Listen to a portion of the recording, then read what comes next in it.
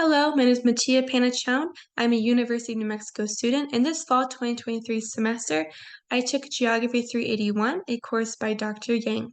Today, I will be discussing my final project using GIS to locate potential sites for Albuquerque's new trucking mobility complex.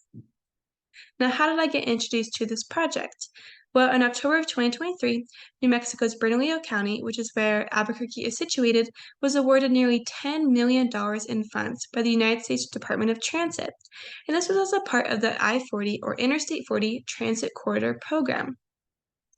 Now, these funds are intended for the use of constructing a trucking mobility complex that is mainly intended to host charging ports for electric trucks.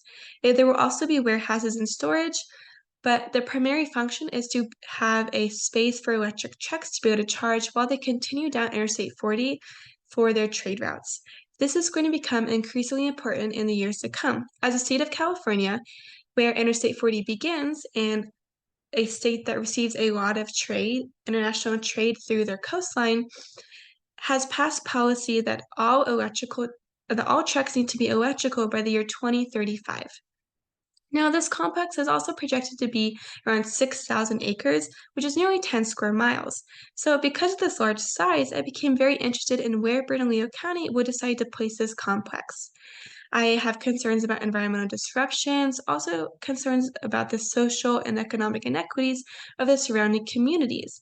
There are a lot of indigenous lands and small communities along Interstate 40 in New Mexico, and increasing traffic and noise or development encroaching on lands and the decrease of property values are all things that should be taken into account when discussing where to place this trucking mobility complex. Now, if you're interested in learning more information on electric vehicle policy, how that's shaping the trucking industry in the years to come, and also the important role that GS can have in transportation planning, please review these additional resources. Let's go ahead and get into the methods that I used to complete this project in QGIS. First, I researched the I-40 Transit Corridor Program and Albuquerque's intention with this new trucking mobility project. I also gathered and reprojected data that was appropriate for this project. Then I digitized New Mexico's segment of Interstate 40 into a line vector layer. This made the subsequent work with buffering much easier. Then in QGIS, I performed buffer geoprocessing operations on all of the layers. For the Interstate 40 layer, I performed a buffer with a 12-mile radius. The reason that I did this is because the trucking mobility complex is projected to be nearly 10 square miles. I wanted to account for this and also account for the space needed for future development and the roads coming on and off of the Interstate 40 to the complex and this buffer's radius. For all other layers, I just performed a buffer with a 1-mile radius. Next, I performed symmetrical difference geoprocessing operations on each buffered output layer subsequently, beginning with the I-40 buffered output. Then, when I finally had a final output of symmetrical difference, I used that last output and performed intersection with the original I-40 buffered output.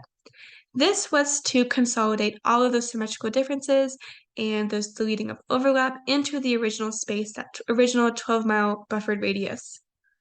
Let's go ahead and see what that looks like on the results slide. Here are my results in QGIS.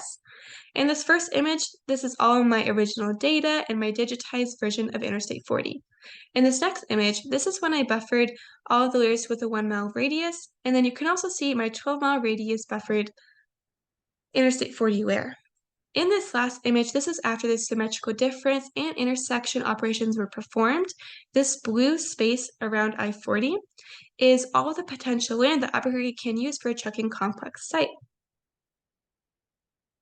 It is important to note in our analysis that Bernalillo County and Albuquerque governments should be more focused on the east of Albuquerque for placing this trucking complex, as is evident on the west of Albuquerque coming in to the state from I-40. There is not a lot of opportunity for a 10-mile square radius trucking complex, whereas there is many more options in the east.